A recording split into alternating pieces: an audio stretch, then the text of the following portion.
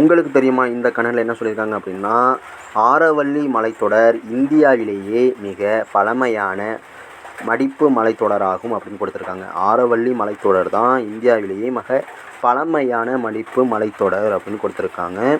இதையும் நீங்கள் நல்லாவே பார்த்துக்கணும்.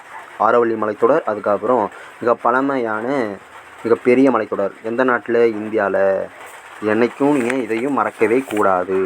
அடுத்ததாக நெக்ஸ்ட்டு பாக்ஸில் என்ன சொல்லியிருக்காங்க, அதாவது நெக்ஸ்ட்டு உங்களுக்கு தெரியுமா பாக்ஸில் என்ன சொல்லியிருக்காங்க அப்படிங்கிறத பார்க்கலாம். இமயமலை பல சிகரங்களின் இருப்பிடமாக உள்ளது.